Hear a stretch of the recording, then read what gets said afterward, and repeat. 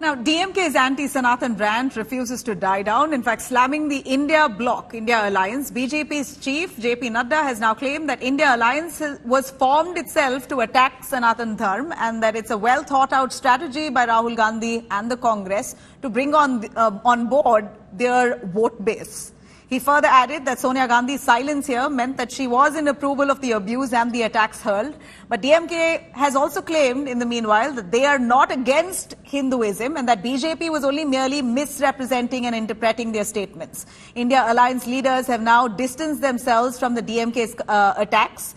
Congress has added that BJP is trying to create a rift between North and South. Meanwhile, protests have erupted in MP's Jabalpur, where an angry devotees there, we saw visuals of angry devotees stepping on photographs of Udayanidhi Stalin, as we see on our visuals there.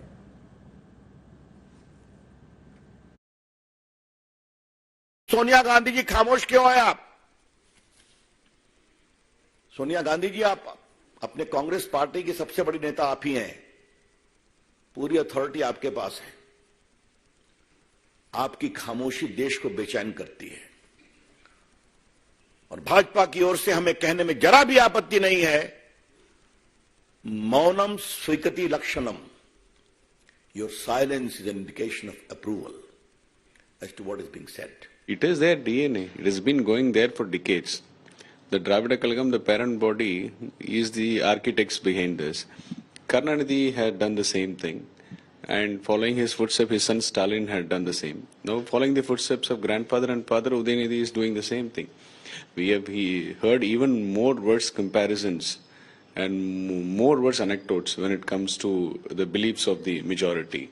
Tamil Nadu have seen it earlier. So this is not new. What is the need of talking about Sanatana Dharma? The governor speaks about Sanatana Dharma. I have got a book on Sanatana Dharma. There is an article in today's Morosali, what is found in that book. Let Annamalai read. And you tell him that I oblige, I accept that. Let him say that I accept that. He also belonged to the backward class. Prakash Raj actually कोई अभिनेता नहीं है, खलनायक है।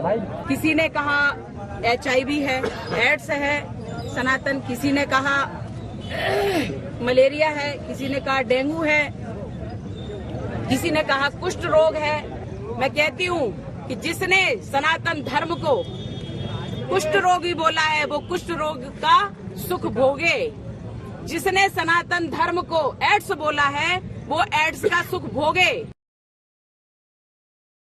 ये बयान आने ही थे क्योंकि यही रणनीति तय की गई है और उस दिन जिस दिन इनका बयान आया भी था उदयनिधि जी का, उसी दिन मैंने कहा था, क्योंकि बैठक के ठीक बाद ये बयान आया और उस दिन भी मुझे इस बात की आशंका थी कि क्या उस बैठक में ये रणनीति तय की गई है कि एंटी सनातन बयानबाजी हम लोगों को करनी है। और जिस तरीके से आज उनके मंत्री ने इस बात को स्पष्ट किया तो ये बात तय है कि उस बैठक में ही ये चर्चाएं हुई कि किस तरीके से सनातन के विरोध में अपनी बातों को रखते हुए, तुष्टीकरण की राजनीति को साधते हुए, डिवाइड एंड रूल की पॉलिसी को अपनाते हुए समाज में बंटवारा करने की बात हम लोगों को करनी है। क्यों? क्योंकि इनके पास कोई विकास का एजेंडा नहीं है। हमें ना उनसे राष्ट्रवाद पे सर्टिफिकेट चाहिए और ना धर्म पे सर्टिफिकेट चाहिए। हम सर्वधर्म समभाव में यकीन रखते हैं। हमारी अलायंस इसलिए साथ आई है क्योंकि हम संविधान में यकीन रखते हैं। उन लोगों को आईना दिखाते हुए ये बात जरूर पूछना चाहती हूँ कि जिस धर्म में नारी को देवी की उपाधि दी गई है, वहां पर 2 महिलाओं को नंगा घुमाया गया, उन्होंने कुछ नहीं किया। उन लोगों से पूछना चाहती हूँ, दैहिक दैविक भौतिक तापा राम राज नहीं कहूँ, व्यापा में गरीबों को, किसानों को, मजदूरों को प्रताड़ित किया जाता है, इसके बारे में वो क्या कहेंगे? वो लोग ढोंगी हैं, उनसे मुझे कोई सर्टिफिकेट नहीं चाहिए। मैं बीजेपी पार्टी को साथ साथ देश की प्रधानमंत्री को जरूर ये सलाह देना चाहते हैं, जरूर ये सलाह देना चाहते हैं, ये मुद्दे को सामने रखते हुए हमारे देश में उत्तर और दक्षिण के बीच कोई दरार न पैदा किया जाए। प्रधानमंत्री, आपको ये देखना पड़ेगा, क्योंकि जिस तरीके से इस मुद्दे को लेकर दिन रात प्रचार किए जा रहे हैं, लगता है मुझे कि बीजेपी पार्टी की किस हिस्सों में यह दरार पैदा करने की मंशा है।